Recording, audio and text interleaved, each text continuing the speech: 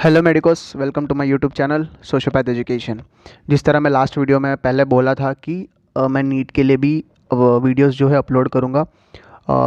2023 जो 2023 में जो नीट होने वाला है अभी नेक्स्ट, उस एग्ज़ाम्स के पहले, नीट एग्ज़ाम के पहले पहले मैं पूरा सिलेबस कंप्लीट करके दूंगा। स्टैंडर्ड 11 स्टैंडर्ड 12 का जो भी बायोलॉजी का कंटेंट है पूरा नोट्स के साथ, पूरे शॉर्ट नोट्स रिवीजन के साथ मैं पूरा कंप्लीट करके मैं मेरे चैनल पर पूरा पोस्ट करके रख दूंगा। And it's a promise from my side.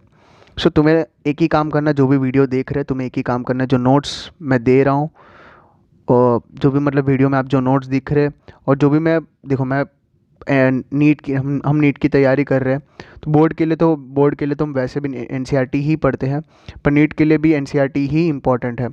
तो एनसीईआरटी तो मैं पढ़ाऊँगा ही साथ साथ में। और एनसीईआरटी के ये जो नोट्स मैंने मतलब रखे, ये नोट्स जो है वो एनसीईआरटी के मैंने बनाए हैं। और साथ साथ में थोड़े मतलब आउट ऑफ द बॉक्स भी जाएंगे, थोड़े बाहर की चीज़ भी पढ़ेंगे। जो तुम्हारा मतलब अब तुम डॉक्टर बनने वाले हो तो थोड़ा मतलब आउट बॉक्स का नॉलेज लेना भी बहुत ज़रूरी है। तो ये एग्ज़ाम पॉइंट ऑफ व्यू के लिए भी थोड़ा मतलब ठीक रहेगा। ओके। तो मैं साथ साथ में जो मुंह से बोल लूँगा रफ में मतलब बना के दिखाऊंगा कि बाहर की चीज़ें क्या क्या होते हैं, तो वो भी नोट कर लीजिएगा साथ में तुम्हारे नोट्स में। और ये नोट्स तो कंपलसरी है, ये नोट्स तो मैंने शॉर्ट में बनाए, ये देखो एकदम एनसीईआरटी को मतलब आसान करके। बहुत मेहनत लगी इसमें, बट टाइम लिया, टाइम जितना टाइम मैंने दिया इस नोट्स बनाने के लिए, ये टाइम तुम मतलब ये टाइम मैंने तुम्हारे टाइम को मैंने बचाया है बहुत। तो प्लीज़ ये नोट्स को मतलब नोट खुद से लिखो, लिख कर नोट करो। और साथ साथ में जो भी चीज़ें मैं बोलता हूँ मुँह से वो चीज़ें भी नोट डाउन कर लीजिएगा साथ में। ओके। ओके। और एक चीज़ ये कि हम साथ साथ में मतलब बहुत सारे बातें भी करेंगे टॉपिक के रिलेटेड, बाहर मतलब बहुत सारी चीज़ें हम बात करेंगे। एग्ज़ाम में कैसे क्वेश्चन पूछते हैं, क्वेश्चंस को हम डिस्कस करेंगे। ओके। तो ये हुआ मतलब इंट्रोडक्शन जो भी है मैं वीडियो का देना चाहता हूँ। स्टार्ट पहला वीडियो है इसीलिए मैं बहुत कुछ बोल गया, वैसे तो मैं कुछ बोलूँगा नहीं आगे आगे। तो I don't want to waste your time, let's start the video. Okay. तो सबसे पहले भाई, आज हम सबसे पहले स्टार्ट करने वाले जो चैप्टर है, डाइजेशन एंड एब्जॉर्प्शन। अब तुम पूछ सकते हो कि भाई सबसे पहला चैप्टर यही क्यों चालू किया? क्योंकि भाई मैं सोचा कि मॉलिकुलर बेसिस ऑफ इनहेरिटेंस चालू करूँगा, और मैं थोड़ा भी इंटरेस्टेड नहीं हूँ वो चैप्टर पढ़ाने के लिए, क्योंकि पहला पहला वीडियो है ये मेरा यूट्यूब का मतलब नीट के लिए। तो एक्चुअली में मैं इंटरेस्टेड नहीं हूँ वो चैप्टर पढ़ाने के लिए, क्योंकि वो मुझे बोरिंग चैप्टर लगता है। तो हर एक नीट स्टूडेंट के लिए ह्यूमन फिजियोलॉजी बहुत इजी लगती है, और मेरे को भी बहुत इजी लगती है। बात इजी की नहीं है, बात इंटरेस्टिंग टॉपिक की है।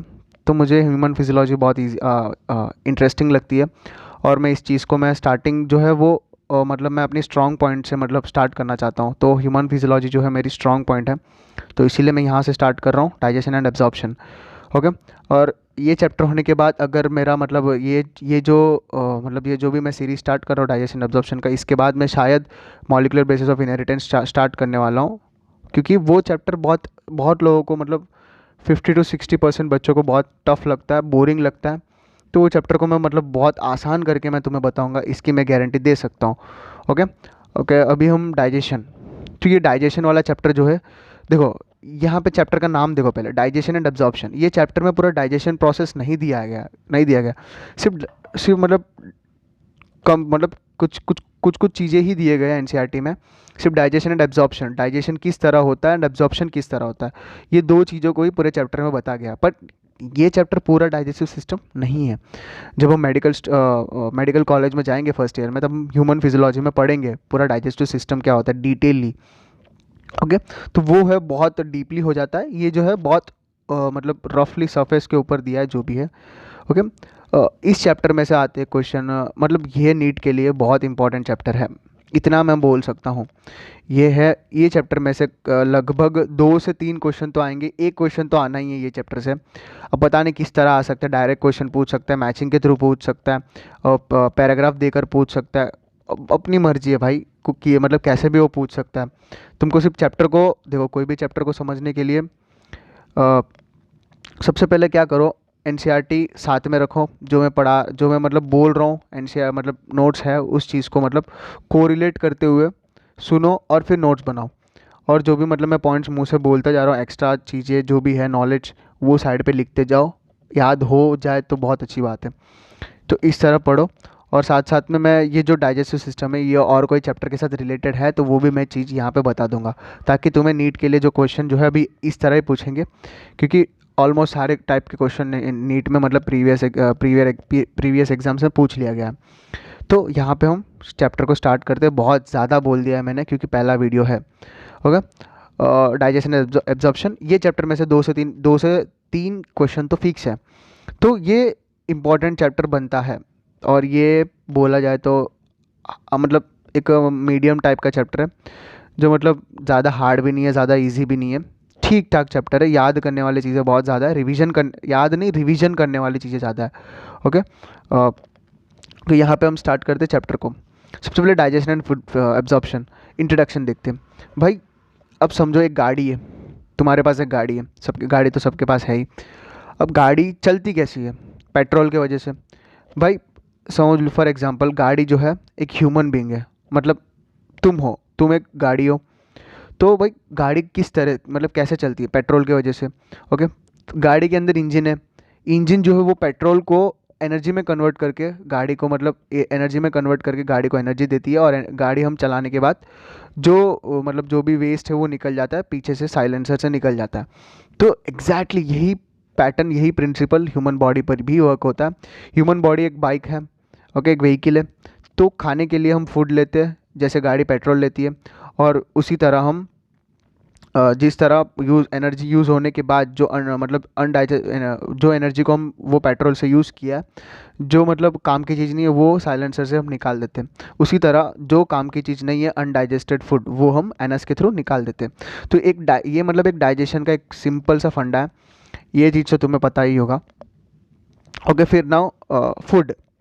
सबसे पहले food is one of the basic requirements of all living organism. Food जो होता है वो बेसिक रिक्वायरमेंट है, सबको फूड चाहिए। भाई गाड़ी चलने के लिए पेट्रोल चाहिए, तो इंसान को जीने के लिए फूड चाहिए। कोई भी, ह्यूमंस ले लो, एनिमल्स ले लो, कोई भी ले लो, every animal is dependent on another animal food के लिए। ओके, तो ये एक इकोसिस्टम भी बन जाता है, ये फूड के लिए हो रहा है, जीने के लिए। Okay, food. तो फूड में क्या क्या, फूड खाने से हमें एनर्जी मिलती है, किस तरह एनर्जी मिलती है, क्या क्या फूड के अंदर होते हैं, तो वो चीज़ हम देखने वाले हैं। तो फूड के अंदर क्या क्या होते हैं? कार्बोहाइड्रेट्स होते हैं, प्रोटीन्स होते हैं। Carbohydrates, proteins, fats, major components, ये जो है मेजर कंपोनेंट्स है जो हमें एनर्जी प्रोवाइड करने के लिए, ये तीन जो है मेजर कंपोनेंट्स हैं। और साथ में जो स्मॉल क्वांटिटीज़ में फूड के अंदर प्रेजेंट होते हैं विटामिन एंड मिनरल्स, ये भी फूड के अंदर प्रेजेंट होते हैं। ये सारे चीज़ें जो है अपने को बॉडी को एनर्जी प्रोवाइड करते हैं, ताकि मतलब हम कुछ काम कर सके, पढ़ाई कर सके, कहीं मतलब घूमने जा सके, कुछ भी काम करने के लिए एनर्जी की ज़रूरत है। मैं बोल रहा हूँ, मतलब वीडियो शूट कर रहा हूँ, तो इसके लिए भी एनर्जी चाहिए। इसके लिए एनर्जी के लिए खाना खाना पड़ता है। तो जो भी मैं खाऊंगा उसका एनर्जी बन के और मैं काम कर सकता हूँ। तो यही चीज़ होता है फूड का मतलब मेन मकसद। तो साथ साथ में हम खाना खाना तो खाते ही है, साथ साथ में हम वाटर भी लेते हैं। तो वाटर लेते क्यों है भाई? वाटर इसीलिए लेते हैं ताकि फूड को मतलब फूड के साथ वो ठीक से मिक्सअप होता है। देखो, plain important role in metabolism. देखो मतलब हम आगे बहुत सारे मेटाबॉलिज्म पढ़ेंगे, तो उसमें हर जगह जो है वो एक चीज़ बहुत काम आती है, वो है H2O। H2O कहाँ से आते हैं? पानी से। तो अपनी बॉडी में वाटर 70% वाटर प्रेजेंट होता है। तो वो उस चीज़ को मेंटेन करने के लिए हमें वाटर लेना बहुत ज़रूरी होता है। तो बॉडी को डिहाइड्रेशन से रोकने के लिए वाटर लेना ज़रूरी है। तो ये चीज़ जो है इंट्रोडक्शन हो जाता है डाइजेशन के ऊपर। तो भाई डाइजेशन, देखो बहुत लोग डाइजेशन जो है वो स्टमक के रिलेटेड ही सोचते हैं। भाई डाइजेशन कहाँ होता है? स्टमक के अंदर होता है। डाइजेशन कहाँ होता है? स्टमक के अंदर होता है, स्मॉल इंटेस्टाइन के अंदर होता है, लार्ज इंटेस्टाइन के अंदर नहीं। डाइजेशन जो है माउथ के, जैसे ही तुम अपने हाथ से खाना लेकर मुंह में रख रहे हो तो वहीं से तुम्हारा डाइजेशन स्टार्ट होता है। अब ये चीज़ तुम आगे पढ़ते जाओगे, अगर ये चीज़ तुमने आगे पढ़ लिया तो तुम्हें पता है कि किस तरह मतलब माउथ से स्टार्ट होता था। मतलब समझो फॉर एग्जांपल हम एक रोटी का टुकड़ा लिया और हमने खा लिया, तो जब हम चबा रहे साथ साथ में जो रोटी मतलब बहुत देर तक हम चबाते रहते हैं रोटी को। एक बार ट्राई करो, रोटी को खाओ, मुंह में रखो और चबाते जाओ चबाते जाओ चबाते जाओ, तो वो जो खाना जो है वो मीठा होने लग जाएगा। क्योंकि मीठा क्यों होता है? मीठा मतलब स्वीट चीज़ें कौन सा होता है? ग्लूकोज जो होता है, वो ग्लूकोज वो फूड के अंदर का जो मतलब अपना जो सलाइवा जो है वो डाइजेस्ट करता रहता है ग्लूकोज को। फूड के अंदर का जो ग्लूकोज है, कार्बोहाइड्रेट है, उसको माउथ में डाइजेस्ट करता है। पूरा कार्बोहाइड्रेट्स नहीं, small amount of carbohydrates are digested in mouth, तो वो चीज़ें डाइजेस्ट होते हैं, इसीलिए वो स्वीट प्रोवाइड करते हैं। तो एक बार ट्राई करके देखना, रोटी को मतलब कंटिन्यूसली चबाते जाना, तो वो मीठा स्वाद देने लग जाएगा। तो ये है, तो डाइजेशन का मतलब मेन डेफिनेशन क्या है, the process of conversion of complex food substance to simple absorbable form to form is called digestion. अब भाई खाना खाते हैं, कोई रोटी खाता है, कोई चावल खाता है, कोई चिकन खाता है, कोई मटन खाता है, ये चीज़ में से एनर्जी जो है अपनी बॉडी के पास इतने मतलब परफेक्ट मशीन है बॉडी, जो इतना मतलब कॉम्प्लेक्स चीज़ों को स्मॉल क्वांटिटीज में तोड़कर उसके अंदर का जो मतलब जो चीज़ें एनर्जी प्रोवाइड करते हैं, जैसे कि carbohydrates, proteins, fats, vitamins, minerals, ये सब चीज़ों को बॉडी एब्जॉर्ब कर लेता है, और जो मतलब ज़रूरत नहीं है वो चीज़ों को हम निकाल देते। तो ये है डाइजेस्टिव सिस्टम का मेन मकसद। तो ये चीज़ तो तुम समझ गए, चैप्टर का जो सोल है मैंने दे दिया है कि चैप्टर में क्या क्या होंगे। डाइजेस्ट सिस्टम जो स्टार्ट कहाँ से होता है, जैसे ही हम खाने को मुंह में रख रहे हैं वहीं से ही डाइजेशन स्टार्ट हो जाता है। मतलब मतलब क्या बोलते हैं, पागलों वाली बात कभी नहीं करने का कि डाइजेशन सिर्फ स्टमक में होता है, नहीं, माउथ से ही स्टार्ट हो जाता है डाइजेशन। तो ये वो डाइजेशन का बेसिक इंट्रोडक्शन। तुम आगे देखेंगे डाइजेशन। डाइजेशन दो है, दो प्रोसेस में होता है, एक तो मैकेनिकल मेथड, एक तो मैकेनिकल मेथड एंड एक बायोकेमिकल मेथड। भाई मैकेनिकल मेथड में ही लिखा गया है कि इसमें फोर्स के मतलब फोर्स जो इन्वॉल्व होगा, बायोकेमिकल में केमिकल इन्वॉल्व होगा। जब हम खाने को मुंह में रख रहे, चबा रहे, मतलब टंग के थ्रू, मतलब पूरा मतलब सलाइवा के साथ मिक्स कर रहे, चबा रहे, तो वो जो प्रोसेस जो है, वो जो प्रोसेस है, जब मतलब खाना जो मुंह में रखा और वो खाना ईसोफेगस से गया, जब तक स्टोमक में गिरा नहीं गिरा तब तक वो जो प्रोसेस जो हो रहा है पेरिस्टालसिस, ये सब जो है मैकेनिकल मेथड में आते हैं। ओके, डाइजेस्ट सिस्टम दो प्रोसेस में बनता है, एक तो mechanical method and biochemical. Mechanical method में जो खाना हम चबाते हैं वो आता है माउथ, माउथ में जो भी प्रोसेस होता है वो मैकेनिकल मेथड के अंदर आता है। और जब खाना स्टमक के अंदर आ गया, स्टमक के अंदर मतलब माउथ के अंदर भी बायोकेमिकल प्रोसेस होता है, जैसे कि हम कार्बोहाइड्रेट्स को अब्जॉर्ब कर लेता है सलाइवा, डाइजेस्ट करता है, वो भी एक बायोकेमिकल प्रोसेस ही है। तो वहाँ से जो है बायोकेमिकल मेथड जो है स्टार्ट होता है। ओके, तो ये हुआ मतलब बेसिक इंट्रोडक्शन जो है चैप्टर का। तो ये मैंने दे दिया है बेसिक इंट्रोडक्शन चैप्टर। वही स्मॉल मतलब कॉम्प्लेक्स क्वांटिटी को, कॉम्प्लेक्स प्रॉपर फूड सब्सटेंस को, small simple carbohydrates, proteins, fats जो अपनी बॉडी को ज़रूरत है उस चीज़ में कन्वर्ट कर बॉडी यूज़ कर लेता है एनर्जी, और उस चीज़ को यूज़ करके एनर्जी बनाता है। यही चीज़ डाइजेशन का मेन मकसद है। ओके, अब हम आगे देखेंगे डाइजेस्टिव सिस्टम। तो अब हम तो अभी हम मतलब एनसीईआरटी के हिसाब से चलेंगे, और जो मतलब एक्सटर्नल पॉइंट है वो मैं मतलब तुरंत ही बता दूंगा मुंह से, या मैं मतलब नोट में मैं लिख दूंगा साइड पे। Okay, digestive system. Human digestive system consist of human digestive system consist of alimentary canal and associated gland. अब भाई देखो, अब देखो ये देखो, ये हुआ एलिमेंट्री कैनाल, एलिमेंट्री कैनाल ऐसा ही होता है एलिमेंट्री कैनाल। ये जो है माउथ, माउथ, और ये जो है एंड पार्ट जो है एनस। माउथ जो है एंटीरियर होता है, एंटीरियर और पोस्टीरियर का मतलब तो पता ही होगा। एंटीरियर जो होता है वो आगे की तरफ होता है, माउथ जो है आगे की तरफ है, और एनस जो है पोस्टीरियर की तरफ है। और ये जो माउथ से लेकर और जो एनस तक जो पैसेज है उस पैसेज को हम बोलते हैं एलिमेंट्री कैनाल, एलिमेंट्री कैनाल। अब भाई तुम खाना खा रहे हो, अब खाने को तुमने यहाँ से डाला, फूड, फूड को हम यहाँ से दिया, अब भाई डायरेक्ट खाए, फूड यहाँ से गया, यहाँ से गया और एनर्जी से निकल गया। अब भाई कुछ डिफरेंस है, जो खाना खाया वो निकल जाएगा, तो क्या एनर्जी कहाँ से मिलेगा? तो भाई इसीलिए आते हैं डाइजेस्टिव एसोसिएटेड ग्लैंड्स। अब भाई यहाँ के बीच बीच में एसोसिएटेड ग्लैंड्स होते हैं, सलाइवरी ग्लैंड्स होते हैं, डाइजेस्टिव ग्लैंड्स होते हैं बीच बीच में, पैंक्रियाटिक पैंक्रियास मतलब जो सेक्रेट करते हैं वो सब चीज़ें, जो ये सब चीज़ें जो है एसोसिएटेड ग्लैंड्स, ये सब चीज़ें जो है फूड को मतलब स्मॉल पीसेस में काट के फूड मतलब एनर्जी का मतलब प्रोटीन्स, कार्बोहाइड्रेट्स, फैट्स को हम अब्जॉर्ब कर लेते हैं। तो ये हुआ एलिमेंट्री कैनाल। तो ह्यूमन डाइजेस्टिव सिस्टम तुम्हें पता चल गया होगा कि ह्यूमन डाइजेस्टिव सिस्टम जो है alimentary canal and associated gland के थ्रू बन जाता है, बनता है। ओके, अभी हम पढ़ेंगे एलिमेंट्री कैनाल को, हम डिटेली पढ़ेंगे।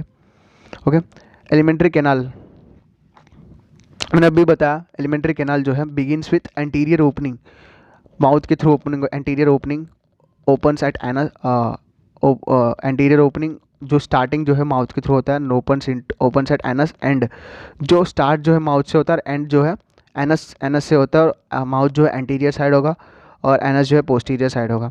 यहाँ से क्वेश्चन बनने की कोई मतलब अपेक्षा नहीं है, पर ये यहाँ से बन सकता है, alimentary canal and associated glands, यहाँ से क्वेश्चन बन सकता है। और ओके ओके, माउथ जो है, माउथ के अंदर का जो स्पेस है उसे हम बकल कैविटी भी बोलते हैं और ओरल कैविटी भी बोलते हैं, ये तो बताइए, buccal cavity and oral cavity. तो भाई बकल कैविटी में क्या होते हैं, बकल कैविटी में होते हैं टीथ एंड मस्कुलर टंग, और बहुत सारी चीज़ें होते हैं वो मैं बताऊंगा। Buccal cavity as per NCERT के हिसाब से, तुम एनसीईआरटी साइड पे लेके बैठो, जो मैं जो भी चीज़ पढ़ा रहा हूँ वो पूरा एनसीईआरटी से ही पढ़ा रहा हूँ। Okay, consist of teeth and muscular tongue, teeth and muscular tongue.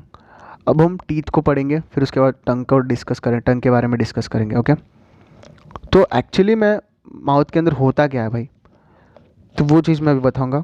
Mouth oral cavity के अंदर, ओरल कैविटी जब हम ओपन करते हैं तो सबसे पहले कहाँ से स्टार्ट होता है, lips, lower lip and upper lip, और अंदर जो है टंग आता है, टीथ आता है, अपर पैलेट जो है वो जो माउथ के जो ऊपर साइड होता है हार्ड पार्ट, उसे हम पैलेट बोलते हैं, जो है हार्ड पार्ट, हार्ड पैलेट बोलते हैं। और जो पीछे के साथ एक लटकता रहता है स्किन, मतलब वो जो पैलेट के साथ ही होगा, जो है वो सॉफ्ट पैलेट जो होता है वो है। और जो सॉफ्ट पैलेट के नीचे जो लटकता है उसे हम यूल्वा बोलते हैं। ओके, तो ये सब चीज़ें जो है ओरल कैविटी में आते हैं, ये हुआ एक्सटर्नल, मतलब मैं बाहर का नॉलेज दिया, यूल्वा ये सब। तो टीथ, तो हम सबसे यहाँ से मतलब टीथ से तो हर एक साल छोड़ के एक साल के बाद टीथ ये वाले टॉपिक से तो क्वेश्चन ज़रूर आते ही आते हैं। टीथ, देखो भाई, टीथ और टूथ के बीच में डिफरेंस क्या होता है पता है? टीथ जो होता है वो, मतलब हम ई करते, ई करके मतलब ब्रश करते, जो पूरा जो टीथ है, सारे टीथ मतलब मतलब जितने भी टीथ हैं उन सबको मिलाकर हम जो बोलते हैं उन्हें, उस मतलब उसे हम बोलते हैं टीथ। और एक दांत जो होता है, दांत को हम निकालते हैं, उसे हम टूथ बोलते हैं। ओके, टूथ, यहाँ पे एक दांत की बात की, tooth embedded in A socket of jaw bone. Okay, देखो, ये हुआ सॉकेट, ये हुआ सॉकेट, और टीथ जो है यहाँ एम्बेडेड होगा, यहाँ बीच में एम्बेडेड, इसके अंदर एम्बेडेड होगा। ओके, ये टीथ है, और ये इस तरह पूरे बहुत सारे टीथ होंगे, तो वो उसे हम बोलते हैं टीथ, और एक जो होता है उसे हम टूथ बोलते हैं। Okay, this type of attachment is called thecodont. और ये जो टूथ जो है सॉकेट के अंदर, ये एक सॉकेट है और ये टीथ है, इस तरह अटैच होता है। और ये, और एक पॉइंट, और इस जॉइंट को जो बोलते हैं सॉकेट और जो टीथ, जो मतलब ये जो जॉइंट हो रहा है, इस जॉइंट को हम बोलते हैं गोमोफोसिस। क्या बोलते हैं? गोमो गोमोफोसिस जॉइंट। एम्स में एक बार पूछा था ये क्वेश्चन, तो इसीलिए मैं बता रहा हूँ। तो गोमोफोसिस जॉइंट बोलते हैं। तो इस टाइप ऑफ अटैचमेंट को हम बोलते हैं thecodont attachment. Okay, majority of mammals, अब टीथ का मतलब मेजॉरिटी ऑफ मैमल्स में ही टीथ होते हैं, तो मेजॉरिटी ऑफ मैमल्स में forms two sets of teeth during life. पूरे लाइफ में दो सेट होते हैं टीथ के दो सेट होते हैं। देखो, दो सेट, इस दो सेट ऑफ टीथ को जो बोलते हैं पूरे लाइफ में, उसे हम डाइफोडेंट बोलते हैं। दो सेट है तो डाइफोडेंट। ये जो मैंने बॉक्स में बना के लिखे हैं, ये जो इंपॉर्टेंट वर्ड्स हैं, यहाँ से क्वेश्चन बनने के चांसेस ज़्यादा है, तो ये चीज़ भी नोट कर लीजिएगा तुम्हारे हिसाब से। ओके, तो ये जो पूरे लाइफ ड्यूरेशन में जो दो टाइप के टीथ जो बन रहे हैं, दो सेट, एक तो temporary teeth, temporary milk teeth and permanent teeth. Temporary milk teeth को हम और एक नाम से भी बोलते हैं डेसिडियोस टीथ। टेम्पररी मिल्क टीथ को हम डेसिडियोस टीथ भी बोलते हैं। और जो टेम्पररी टीथ, जो देखो भाई, बचपन में हम जो बचपन में दांत नहीं होते, कुछ दिनों के बाद, कुछ महीनों के बाद दांत धीरे धीरे आने लग जाते हैं, और कुछ सालों के बाद जैसे जैसे हम हमारी एज बढ़ती जाती है, वैसे वैसे जो दांत जो आए थे नॉर्मली अच्छे से, वो दांत टूट जाते हैं, टूट के वापस नहीं आते। जो पहले नए नए बचपन से जो मतलब फिर टूटने के बाद सारे दांत फिर जो नए वाले आते हैं वो है परमानेंट टीथ। वो लाइफ लॉन्ग वही टीथ रहते हैं, अगर टूट गया तो गया ख़त्म, काम ख़त्म, फिर घूमो डेंटिस्ट के आगे पीछे। और जो टूटने से पहले जो टीथ है, वो जो टूट के परमानेंट टीथ में बनते हैं, वो उसे हम बोलते हैं टेम्पररी टीथ, मिल्क टीथ इसीलिए बोलते हैं वो, क्योंकि बचपन में होते हैं, टूटने के बाद वो परमानेंट टीथ में कन्वर्ट होता है। और ये दो सेट ऑफ ये जो यहाँ पे मैंने लिखा है रिप्लेस वर्ड, टेम्पररी टीथ जो है परमानेंट टीथ में नाम में ही दिया है भाई, टेम्पररी टीथ जो होते हैं replaced by permanent teeth. Okay, और इस सेट को हम बोलते हैं, ओके, तो यहाँ पे मैंने क्या, टेम्पररी टीथ जो है, टेम्पररी मिल्क टीथ जो है परमानेंट टीथ में कन्वर्ट हो जाते हैं। तो ये जो दो सेट जो पूरे लाइफ एंटायर लाइफ ड्यूरेशन में जो दो दो सेट ऑफ टीथ है, temporary teeth and permanent teeth, इस जो कंडीशन को जो बोलते हैं डाइफोडेंट टीथ बोलते हैं।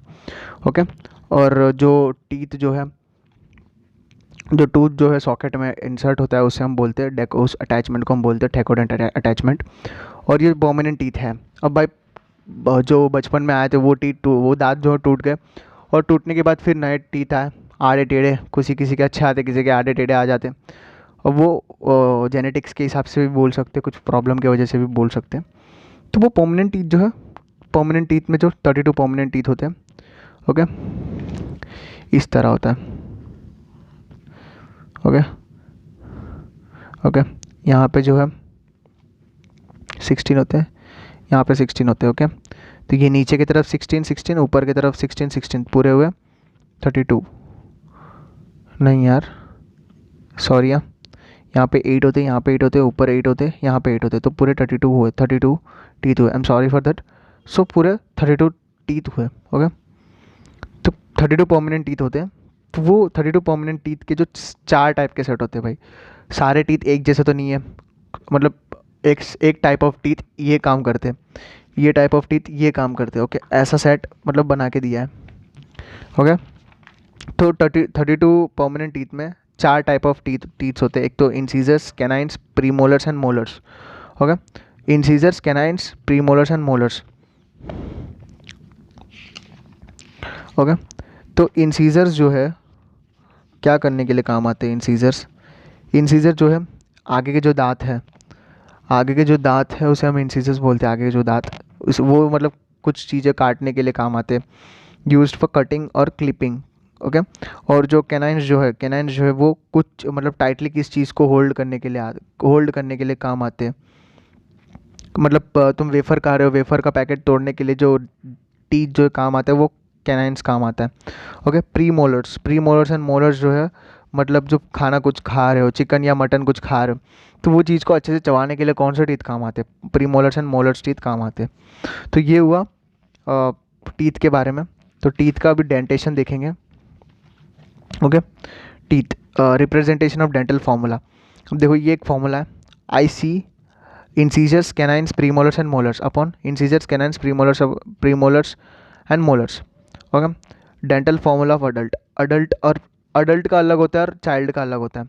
ओके, चाइल्ड में जो है प्रीमोलर्स प्रेजेंट नहीं होते, मोलर्स जो है 2 ही होते हैं। ओके, ये जो है ऊपर, ये जो है एक साइड का टीथ है। ओके, 2 1 2 3 2 इंसीजर्स होते हैं जिस तरह मैंने यहाँ पे बताया, ये एक साइड। ओके, ये एक साइड, यहाँ पे 2 इंसीजर्स होते हैं, एक कैनाइन होता है, दो प्रीमोलर्स होते हैं और 3 मोलर्स होते हैं। ओके, और ये कुल मिला के ये ऐड करो, 2 1 3 4 5 6 7 8, 8 हुआ, ये 8 हुए, यहाँ पे 8 हुए। ओके, और नीचे के 8 हुए, ऊपर के 8, नीचे के 8। देखो ये माउथ है ऊपर का, ये हुए नीचे का, ये हुआ टंग। तो यहाँ पे जो है ये हुआ हाफ, ये पूरा हाफ हुआ, तो यहाँ पे 8 हुए, यहाँ पे 8 हुए, यहाँ पे 8 हुए, यहाँ पे 8 हुए।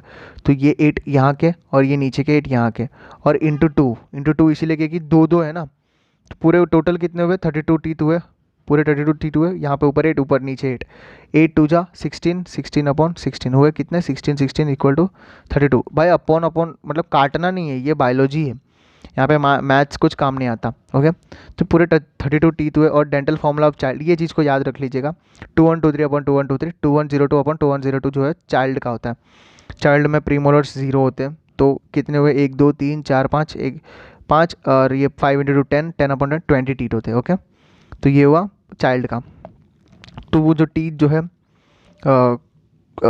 टीथ हार्ड मतलब टीथ क्या काम करते हैं? Hard chewing part, surface of the teeth.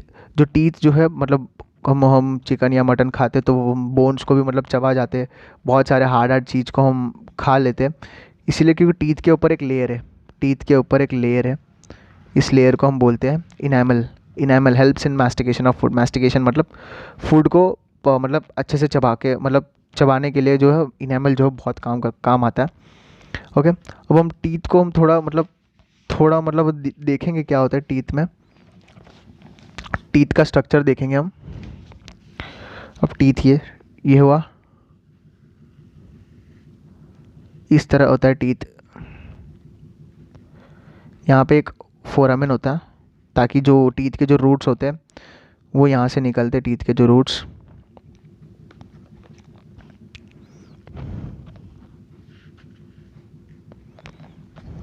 उसे बोलते हैं apical, apical foramen, apical foramen.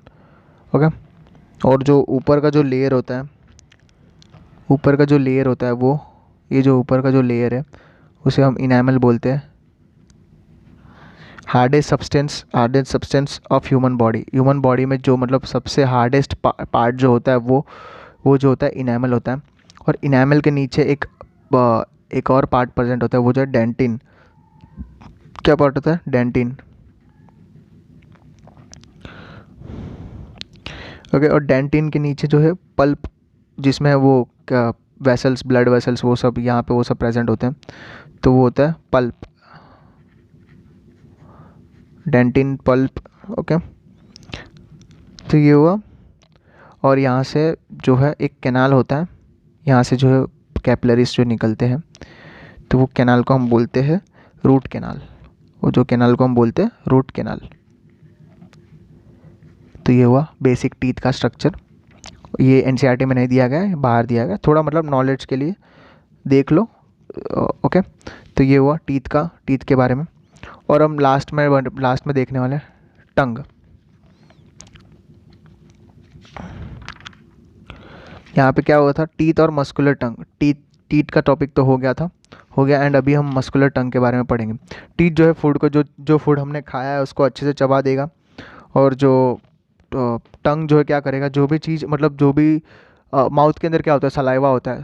जब हम जो फूड हमने खाया है, ड्राई फूड, वो फूड के अंदर सलाइवा मिक्स करने का काम जो है वो टंग करता है। टंग जो है एक मसल है। पता है, ये चीज़ बहुत कम लोगों को पता है। टंग जो है एक मसल है। लोग कुछ और ही सोच के बैठते हैं कि टंग कुछ और ही है, एक टाइप ऑफ स्किन है। नहीं, टंग एक मस्कुलर ऑर्गन है। ओके, मूवेबल है, फ्रीली मूवेबल है, attach to the floor of oral cavity by frenulum. तो फ्रोनेलम के साथ अटैच्ड है। एंड ये जो upper surface of the tongue, जो टंग है, अब समझो ये टंग है, ये है टंग। जो टंग के ऊपर ऐसे पेपिलाई है, बहुत सारे पेपिलाई। ये जो पेपिलाई होते हैं इसको हम बोलते हैं, ये जो डॉट डॉट जो दिख रहा है वो पेपिलाई होते हैं। पेपिलाई, ये इसको हम टेस्ट बर्ड बोलते हैं, टेस्ट बर्ड्स। क्योंकि हम देखो, हम कभी कभी गर्म चीज़ खा लेते हैं, कभी कभी जब हाँ सब कभी कभी हम बहुत गर्म चीज़ हम अचानक से मुंह में रख लेते, तो वो मतलब एक जी मतलब टंग के ऊपर एक अजीब सा फील होने लगता है, जलन होता है, मतलब एक टाइप ऑफ पेन होता है। तो वो जो पेन इसीलिए होता है, जो पेपिलाइज जो होते हैं वो डिग्रेड हो जाते हैं। मतलब एक टाइप वो ऐसे भी बोल सकते हो कि तुम ख़राब हो चुके हैं, पेपिलाइज जो है ऐसा। तो उसको वो मतलब वो वापस रीजनरेट होने के लिए थोड़ा टाइम लगता है, तब तक वो पेन और वो इरिटेशन रहता ही है टंग के ऊपर। तो ये पेपिलाई जो है टेस्ट बड होते हैं। जब हम कड़वा चीज़ खाते, तीखा चीज़ खाते, मीठा चीज़ खाते, ये सब चीज़ को फील कहाँ से होता है? ये पेपिलाई के थ्रू ही तो होता है।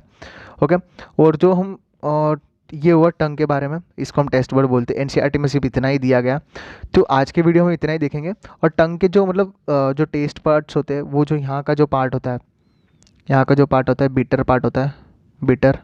जब हम कड़वा खाते हैं तो यहाँ पे जो है टेस्ट प्रोड्यूस होता है। और वो जो आगे का जो पार्ट है, यहाँ के जो पार्ट है, एपेक्स वाला पार्ट, ये स्वीट को डिनोट करता है। एंड जो स्वीट के थोड़ा इधर वाला पार्ट जो है, ये जो है सॉल्ट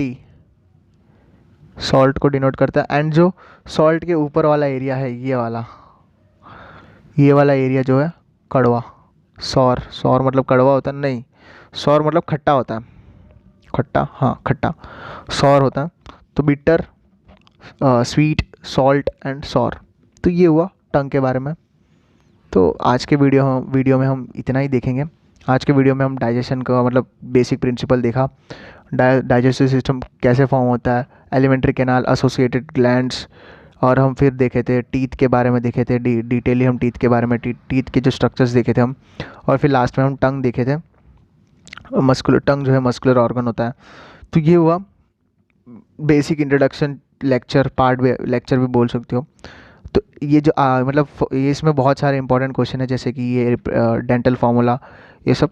और इस ये टॉपिक हो गया तो इसके ऊपर के जो एमसीक्यू सॉल्व करो साथ साथ में, ओके। और सबसे इम्पॉर्टेंट पार्ट है नीट के लिए रिवीजन। अब ये वीडियो तुमने देख लिया तो इसके पीछे इसके साथ साथ रिवीजन भी करो, क्योंकि रिवीजन के बिना कुछ नहीं हो पाएगा। जितना तुम रिवाइज करोगे उतना तुम्हें लास्ट में बहुत काम आएगा। और लास्ट में तुम चैप्टर कंप्लीट करने के चक्कर में रिवीजन छोड़ दिए तो समझो तुम्हारा वो साल भी गया। ये चीज़ मेरे साथ हो चुका है, इसीलिए मैं बार बार बता रहा हूँ, रिवीजन जितना हो सके उतना करो। रिवीजन के बिना कुछ नहीं होने वाला है। केमिस्ट्री में निकल जाएगा, फिजिक्स में निकल जाएगा, पर बायोलॉजी में कुछ नहीं हो पाएगा। बायोलॉजी याद करने वाली चीज़ है, तो चीज़ें याद नहीं होते। तो अब आज भी मेडिकल कॉलेज भी में भी लोग बार बार चीज़ें पढ़ते, रिवाइज करते ताकि याद रहे। तो बार बार पढ़ना बहुत इंपॉर्टेंट चीज़ होती है। दिमाग जो है वो एक पर्टिकुलर पीरियड के बाद, टाइम पीरियड के बाद चीज़ें भूलने लग जाती है। वो चीज़ को सिर्फ आंखों के सामने भी रखो तो वो चीज़ दिमाग के साथ मतलब इंटरेक्ट में रहे तो वो चीज़ याद हो जाएगी। तो वो ऐसे भी कर सकते हो तुम, बट रिवीजन इज़ बहुत इंपॉर्टेंट है। तो ये हुआ आज का डाइजेशन एंड एब्जॉर्प्शन का जो पहला पार्ट है। तो नेक्स्ट लेक्चर में ईसोफेगस, जो एसोसिएटेड ग्लैंड्स, वो सब, डाइजेशन ऑफ फूड, एब्जॉर्प्शन, ये सब मैं कवर करूँगा। तो आज के वीडियो में मैंने बहुत सारा बकचोदी किया है, तो नेक्स्ट लेक्चर में इतना नहीं होगा। मैं जल्दी जल्दी जो है वो लेक्चर को ख़त्म, मतलब जो भी वीडियो को मैं ख़त्म कर दूंगा। And thank you for watching this video, thank you so much. And अगर कुछ डाउट है तो कमेंट कर दीजिएगा। और डिस्क्रिप्शन में मेरा इंस्टाग्राम का जो है पेज जो है वो उसका लिंक भी है, जाकर फॉलो कर लीजिएगा। एंड वहाँ पे कुछ डाउट है, वहाँ पे मैं बहुत सारे कंटेंट, वहाँ पे भी मैं बहुत सारे रील्स भी मतलब जो भी नोट्स है, ऐसे नोट्स जो शॉर्ट नोट्स जो है वहाँ पे मैं इंस्टाग्राम पे पोस्ट करता रहता हूँ, ओके। जाकर फॉलो कर लीजिएगा। एंड और कुछ डाउट है, कुछ चीज़ें बताना है, कुछ टॉपिक को रिकमेंड करना है, तो कुछ वीडियो में कुछ दिक्कत है तो वो चीज़ भी तुम कमेंट करके बता सकते हो। वो चीज़ मैं ज़रूर पढ़ाऊँगा, और कुछ चेंज लाना है तो ज़रूर मैं ट्राई करूँगा, ओके।